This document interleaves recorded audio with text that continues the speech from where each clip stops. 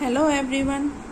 आज हम एनसीईआरटी का थर्ड टॉपिक करेंगे जिसमें हम पढ़ेंगे caste, gender, religion and caste. ये हमारा चैप्टर नेम था। तो इसके अंदर हमारा जो थर्ड टॉपिक है कास्ट, कास्ट एंड पॉलिटिक्स, यानी कि जाति और राजनीति। इस टॉपिक के बारे में डिस्कस करेंगे। तो इसके अंदर 3 पार्ट्स इंपॉर्टेंट रहते हैं। पहला है caste inequalities, caste in politics, how caste is politics is practised, यानी कि कास्ट इनइक्वालिटी, जाति जो असमानता है वो क्या है, राजनीति में जाति क्या है, और राजनीति में जाति का जो यूज़ है वो कैसे किया जाता है। तो इन सब के बारे में इस टॉपिक के अंदर हम रीड करेंगे। तो यहाँ से स्टार्ट करते हैं। We have seen 2 intents of the expression of social division in arena of politics, one largely positive and the other largely negative. Let us turn to our final case, that of caste and politics, that has both positive and negative aspect. हम यहाँ पर जो हमारी politics है उसके अंदर जो social division है उसमें हम 2 टाइप के देखते हैं कि डिवीज़न है। एक तो पॉजिटिव है और दूसरा नेगेटिव है। तो हम यहाँ देखते हैं कि जो पॉजिटिव है वो तो हमारे लिए बेनिफिशियल रहता है और नेगेटिव किसी के लिए बेनिफिशियल नहीं है। तो अब जो फाइनल केस है, यानी कि हम यहाँ जो विभाजन है उसके बारे में पढ़ेंगे कि जो कास्ट है और पॉलिटिक्स है, यानी कि राजनीति और जाति, उन दोनों का जो पॉजिटिव और नेगेटिव दोनों एस्पेक्ट्स क्या है, यानी कि दोनों के पक्ष क्या है।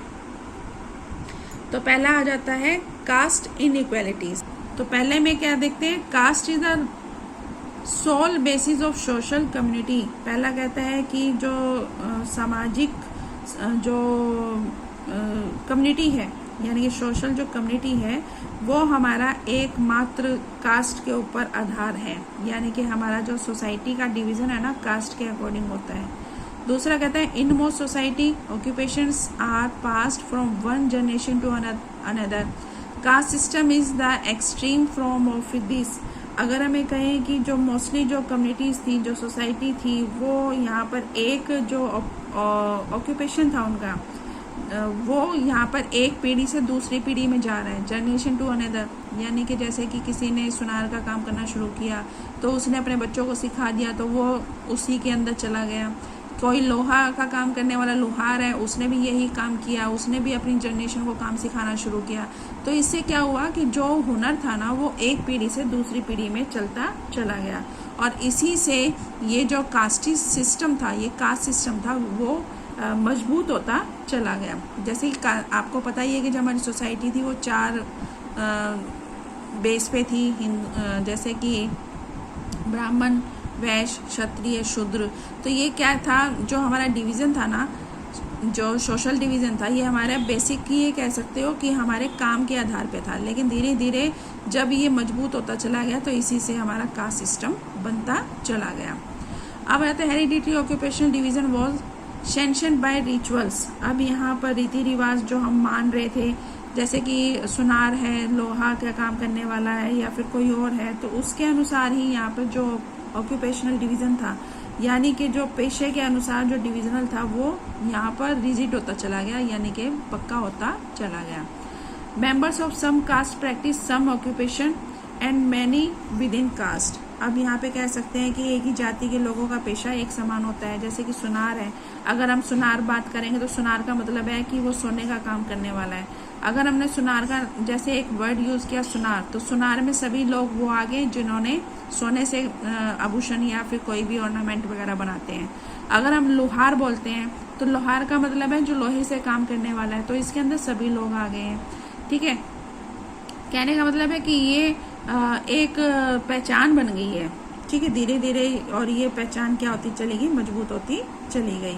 अब इसमें आपको पता ही है, system was based on discrimination against outcaste group, they were subjected to inhuman practice, untouchability.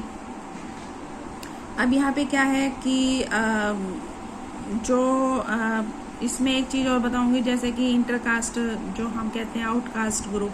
Outcast का मतलब है कि यहाँ पर जिन जातियों को हम अनटचेबल लोग मांगते हैं, तो उनके साथ हम कैसा बिहेव करते हैं। जैसे कि उनको हम अपने साथ सोसाइटी में ज़्यादा, ये कह सकते हो कि हम उनको इम्पोर्टेंट रोल नहीं देते हैं, या फिर ये कह सकते हो कि हम उनको हमेशा नीचा ही रखते हैं, तो हम उनके साथ छुआछूत का या अनटचेबिलिटी का बिहेव करते हैं। तो और दूसरा कि हम यहाँ पे अदर कास्ट में जो बच्चे होते हैं उनकी मैरिज भी नहीं कर सकते हैं। ये हमारा एक बेसिक चीज़ बन गया है। With economic development, large scale urbanisation, growth of literacy, all nation notion of caste hierarchy are breaking down. अब हम यहाँ देखें, जो हमारा इकोनॉमिक डेवलपमेंट है यानी कि आर्थिक विकास है, अर्बनाइजेशन है यानी कि शहरीकरण है, या लिटरेसी रेट है, ग्रोथ ऑफ लिटरेसी यानी कि पढ़ने का जो हमारा रेट है, या फिर ओल्ड नोशन यानी कि कोई भी पुराने जो हमारे सिस्टम चला आ रहा है, वो सारा हमारा किस पे ख़त्म होता है, ब्रेकिंग डाउन ऑफ कास्ट, यानी कि हमारा सारा सिस्टम है ना कास्ट के ऊपर ख़त्म हो जाता है, यानी कि जातिवाद के ऊपर ख़त्म कर दिया जाता है। यानी कि हमें कोई और टॉपिक नहीं मिलता तो हम सीधा ये कह देते हैं कि हम कास्टिज्म ही इसके पीछे मेन रह जाता है। The constitution of India prohibited any caste based discrimination, जबकि हमारा जो कॉन्स्टिट्यूशन है ना वो यहाँ पर कहता है कि अगर जाति के आधार पर कोई भी भेदभाव किया जाता है, कास्टिज्म के ऊपर कोई भी भेदभाव किया जाता है, तो उसको मतलब है कि गैर कानूनी माना गया है, यानी कॉन्स्टिट्यूशन के अकॉर्डिंग उसको गैर कानूनी माना गया है। यहाँ पे जाति पाति का कोई भी रोल नहीं है। सेकंड आता है कास्ट इन पॉलिटिक्स, जो हमारा हर टॉपिक में रहा है, पॉलिटिक्स में उसका क्या रोल रहा है, सेम ऐसे ही कास्ट का क्या रोल रहा है। When parties choose candidate, they keep in their mind the caste composition. जब भी कहीं पर भी कैंडिडेट चुनने की बारी आती है, यानी कि ये लगा लीजिए कि जब उम्मीदवार का हम चुनाव करते हैं तो सबसे पहले हम एरिया देखते हैं कि एरिया कौन सा है, उसमें सुनार ज़्यादा रहते हैं, कुम्हार ज़्यादा रहते हैं, ऊपर कास्ट के लोग ज़्यादा रहते हैं, मुस्लिम कास्ट के लोग रहते हैं। तो सबसे पहले तो ये हो गया कि जब भी हमें अपना कैंडिडेट चुनना है तो उस टाइम हमारे दिमाग में एक बात रहती है, यानी कि पार्टीज़ के लीडर्स के दिमाग में एक ही बात रहती है कि वहाँ का जो हम कैंडिडेट को चुनेंगे वो उस कास्ट का पार्ट होना चाहिए, यानी कि ये कह सकते हो कि उस एरिया में वो लोग ज़्यादा से ज़्यादा रहने चाहिए जिनका वो क्या कर रहे हैं, चुनाव कर रहे हैं।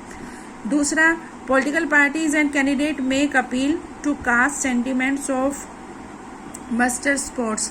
अब यहाँ पर जो कैंडिडेट है, जो वोटर है, कैंडिडेट है और वोटर है, तो अब यहाँ जो वोटर है ना वो अपने कास्ट के रिलेटेड जो भी उम्मीदवार को खड़ा किया गया है, जो कैंडिडेट को खड़ा किया गया है, उसके अकॉर्डिंग उसको वोट कास्ट करेंगे, यानी कि वोट देंगे। तो यहाँ पर एक तरह से ये कह सकते हो कि हमारी जो कास्टिज्म की भावना है ना उसको वो क्या करते हैं, ज़्यादा एक तरह से कह सकते हैं कि भावनाओं को उकसा देते हैं, यानी कि वो हमें कहते हैं कि आप है ना हमें अपनी कास्ट के अकॉर्डिंग वोट देना। अगर मान लो मुस्लिम इलाका है और उसके अंदर हम हिंदू कैंडिडेट को खड़ा कर देंगे तो उसको वोट नहीं मिलेगा। अगर हिंदू का कोई एरिया है और उसके अंदर हम मुस्लिम्स को खड़ा कर देंगे, किसी भी कैंडिडेट को, एक या दो कैंडिडेट को, तो मुस्लिम को वहाँ पर वोट नहीं मिलेगा। तो इस टाइप से क्या है, यहाँ पर जब भी पॉलिटिक्स की बात आती है, पॉलिटिकल अप्रोच की बात आती है, तो हम उसी कैंडिडेट को वहाँ खड़ा करने की कोशिश करते हैं जिसके पास उस कास्ट के लोग ज़्यादा रहें। अब यहाँ क्या कहता है, universal adult franchise and the principle of 1 person 1 vote compel political leaders to gear up to the task of mobility and securing political support. अब यहाँ कहता है कि जो यूनिवर्सल एडल्ट फ्रेंचाइजी है और 1 vote 1 value का जो सिस्टम है, उसने जो पॉलिटिकल पार्टीज़ हैं उनको एक तरह से कह सकते हो दबाव में डाल दिया है कि वो जो पॉलिटिकल सपोर्ट पाने के लिए लोगों को इकट्ठा करते हैं और यहाँ पर उनको सिक्योर करते हैं, या फिर ये कहते हैं कि आप लोग हमें वोट दीजिए, या फिर उनको एक्टिव होने के लिए कहते हैं कि आप अपने कास्ट के लोगों के लिए एक्टिव हो जाइए, या फिर उनको ये कहते हैं कि आपको यहाँ इकट्ठा होना है और इकट्ठा होके लोगों को एक्टिव होने के लिए बोला जाता है। यानी कि कहने का क्या मतलब हो गया कि एक कास्ट के लोगों को यहाँ एक्टिव होने के लिए बोला जाता है। जैसे कि हिंदू है, जैसे मैंने एग्जांपल दिया आपको, हिंदू का एरिया है तो हिंदू लोगों को वहाँ पे इकट्ठा होकर वहाँ अपने कैंडिडेट को सपोर्ट करने के लिए कहा जाएगा। या फिर मुस्लिम एरिया है तो मुस्लिम एरिया में मुस्लिम जो लोग हैं, वोटर्स हैं, उनको इकट्ठा करके ये कहा जाएगा कि वो अपने कैंडिडेट को सपोर्ट करें। अब हम देखेंगे जो पॉलिटिक्स है उसके अंदर जो कास्टिज्म है उसके ऊपर ज़्यादा एम्फेसिस दिया जाता है, जोर दिया जाता है। और कई बार ये हमारा एक पॉलिसी बन जाती है कि हमें क्या करना है, जो चुनाव है ना, जो इलेक्शन है उसके अंदर ये कास्टिज्म एक इम्पॉर्टेंट रोल प्ले करने लग जाती है और कास्टिज्म के अलावा कुछ भी नहीं रह जाता। तो इस टाइप ये बात सच नहीं है, ठीक है। तो इन सब चीज़ों को हम देखेंगे। How caste in politics is practice, यानी कि राजनीति में जाति का प्रयोग कैसे होता है। तो इसमें देखेंगे every candidate and party need to win the confidence of more than one caste and community to win election. अब देखो कोई भी उम्मीदवार है तो अगर एक जाति के लोग वहाँ पे नहीं है, मान लो हिंदू है, हिंदू का एरिया है लेकिन हिंदू इतने लोग नहीं है, तो ऐसा थोड़ा है कि सिर्फ हिंदू की वोट्स उनको मिलेगी, दूसरी कास्ट के लोग जो रहते हैं वो भी तो उसको वोट डालेंगे। तो इसी प्रकार से क्या हो जाता है कि हमें ज़्यादा से ज़्यादा लोगों का भरोसा जीतना होता है, चाहे वो किसी भी कम्युनिटी के लोग हों, चाहे वो हिंदू हैं, मुस्लिम हैं, सिख हैं, ईसाई हैं, कोई भी धर्म के लोग हैं। तो अगर वो लोग वहाँ रह रहे हैं तो उनका हमें क्या करना है, कॉन्फिडेंस को जीतना है और ताकि वो उनको वोट डाल सकें। एक एग्जांपल हमने लिया था कि भी हिंदू के एरियाज में हिंदू के कैंडिडेट को खड़ा किया जाता है, एक मुस्लिम के एरिया में मुस्लिम कैंडिडेट को खड़ा किया जाता है, लेकिन उस एरिया में बाकी कास्ट के भी लोग रहते हैं। तो उस कास्ट के जो कैंडिडेट हैं वो उनका क्या करेंगे, भरोसे को जीतेंगे और उनको ये विश्वास दिलवाएंगे कि वो भी उनको वोट डाल सकते हैं। When people say that caste is a vote bank for the party, it means people should vote from that caste from that party. जब हम किसी जाति स्पेशल कास्ट के बारे में बात करें, स्पेशल जाति के बारे में बात करें, तो इसका मतलब है कि वो पार्टी का क्या है, वोट बैंक है, ठीक है। तो यानी वोट बैंक का मतलब क्या हो गया कि भी जिस कास्ट के लोग ज़्यादा रह रहे हैं तो वो तो उसको वोट डालेंगे। तो इसका अर्थ ये है कि इसका मतलब ये है कि जिस कास्ट के वहाँ पे ज़्यादा लोग हैं वो उसको ही वोट डालेंगे। तीसरा है the ruling party and MP and MLAs frequently lose elections that could have happened if all castes and communities were frozen in their political preference. अब यहाँ पर देखें कि अगर कोई एरिया है और उस एरिया में एक ही कास्ट के 2 से 3 कैंडिडेट खड़े हैं और जो दूसरी कास्ट है उसका कोई भी कैंडिडेट नहीं खड़ा है, तो क्या वो इलेक्शन में पार्टिसिपेट नहीं करेंगे? करेंगे, ठीक है ना। तो यहाँ पर ये बात भी गलत हो जाती है। फिर कहता है कि MP और MLAs यानी कि जो पहले से ही रूल कर रहे हैं पार्टी, जो रूलिंग पार्टी में है, तो यहाँ पर उनको कई बार हार का सामना करना भी पड़ जाता है। अगर ये कास्टिज्म या कम्युनलिज्म की बात करें तो यहाँ पर ये एक ही तरह से होता है और यहाँ पर ये पॉसिबल नहीं है। यानी कि ये कह सकते हैं कि जो कम्युनिटीज़ हैं वो पॉलिटिकल पार्टीज़ को पसंद करती हैं। मान लो सपोज करो कि A और B पॉलिटिकल पार्टीज़ हैं और A और B में अगर मुझे A पसंद है तो मैं, हो सकता है कि कैंडिडेट चाहे कोई भी हो तो मैं उसको क्या करूँगी, वोट डाल लूँगी।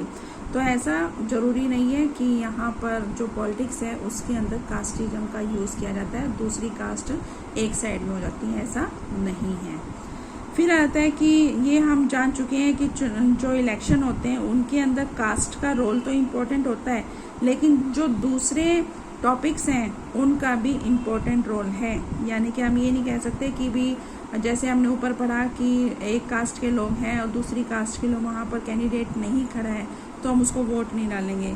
अक्सर हमारा यही होता है कि हम कैंडिडेट हैं, उनकी जो पार्टीज़ हैं उनके साथ हम जुड़े होते हैं और उसी पार्टी को हम कई बार वोट डाल देते हैं। और ये जो कास्टिज्म है, ये कम्युनलिज्म है, जैसे अमीर है, गरीब है, उन लोगों के लिए अलग अलग तरह से काम करते हैं। तो अक्सर ऐसा ही होता है कि अलग अलग पार्टीज़ को वोट देते हैं। सरकार के जो काम करने का जो तरीका होता है उस तरीके को हम वोट देते हैं।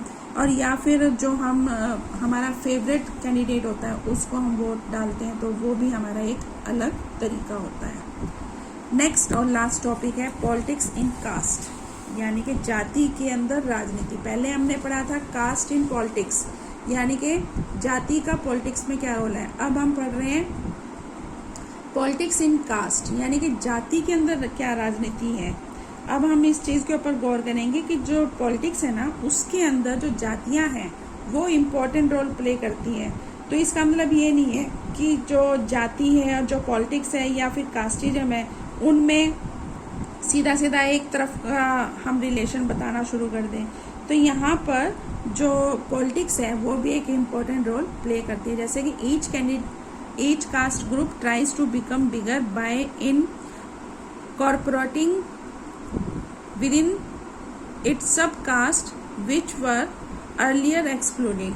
अब यहाँ पे कहता है कि प्रत्येक जाति या समूह स्वयं को बढ़ाना चाहता है, और यहाँ पर उसको इलेक्शन में जब वोट मिलेंगे तो जो सब कास्ट हैं यानी कि छोटी जातियाँ हैं उनको भी वो अपने अंदर शामिल कर लेगा।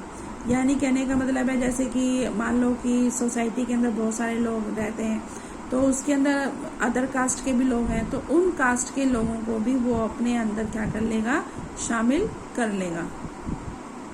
सेकेंड है caste groups are required to enter into a coalition of to have negotiation. अब यहाँ पे कहता है कि जो हर एक कास्ट के या पॉलिटिकल ग्रुप की बात करें तो यहाँ पर जो दूसरी कास्ट है या फिर कम्युनल जो सोसाइटी है वो उनको हम क्या करते हैं, नेगोशिएट करते हैं, यानी कि उनको साथ हम मिलाने की कोशिश करते हैं या फिर उनको हम अपने साथ जोड़ने की कोशिश करते हैं। यानी कि डिफरेंट ग्रुप्स के जो लोग हैं ना उनको हम, जैसे हम किसके बारे में पढ़ रहे हैं, पॉलिटिक्स के बारे में पढ़ रहे हैं, तो जैसे हमने एग्जांपल लिया था कि अगर एक कम्युनिटी के लोग वहाँ पर हैं और दूसरी कम्युनिटी का कोई कैंडिडेट खड़ा है तो उस कैंडिडेट को इग्नोर नहीं करेगा, वो उसको अपने अंदर शामिल करने की कोशिश करेगा। तो वही पॉइंट है ये कि जब भी अगर पॉलिटिकल लीडर कोई पार्टी का कैंडिडेट खड़ा है तो दूसरी जो ग्रुप के लोग हैं उन